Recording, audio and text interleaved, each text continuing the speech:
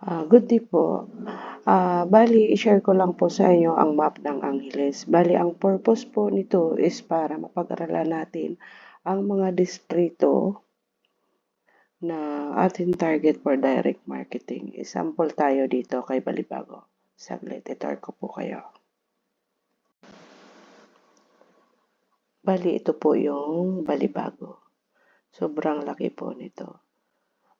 Bali, ito po yung daan, yung highway from Angeles papunta ng Clark, Dao, Mabalacat. Pero dito tayo mag-focus sa Balibago.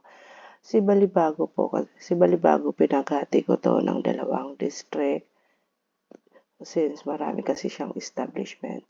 Bali dito sa kanan, tinag ko siya as District 1. Dito naman sa kaliwa is District 2. Ang purpose nito na paghati ko para mas mabilis ko mapag-aralan yung mga target ko na pupuntahan ng mga company or mga establishment. Hindi, kailangan muna matapos ko tong District 1 bago ako mag-jump dito sa District 2 or sa iba pang lugar. Bali, halimbawa ito kay District 1, dito pa lang kay District 1, hindi na siya kaya ng 1 day dahil sa sobrang tabi-tabi ng mga establishment dito. Ito po, ikot ko po yun. Kahit dito pa lang sa may isang kanto, dito sa tabi-tabi na po siya.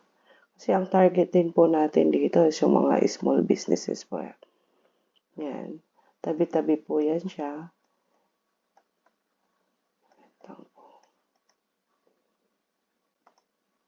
Even dito sa may loob, may mga establishment din dyan. Kailangan matyaga lang din po tayo magpasok-pasok sa mga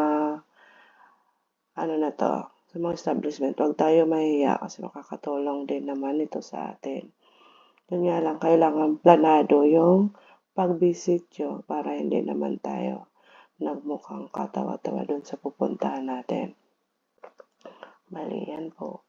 Hanggang doon po sa bago mag-Astro, sako pa rin yan ng Balibago. Tabi-tabi na po yan. May mga hotels, may mga small restaurant, may mga spa, clinic, ganyan. Pagdating naman dito sa tinago na distrito, same din po siya. Ayan po.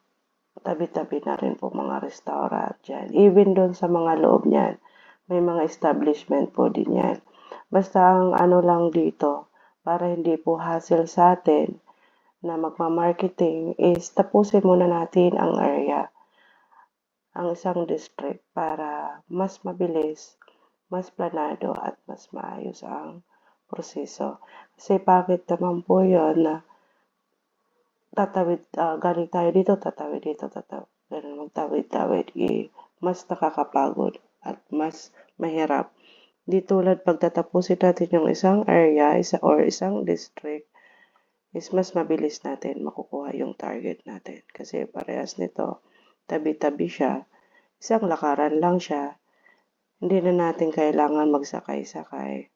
Ayan. Ayan po.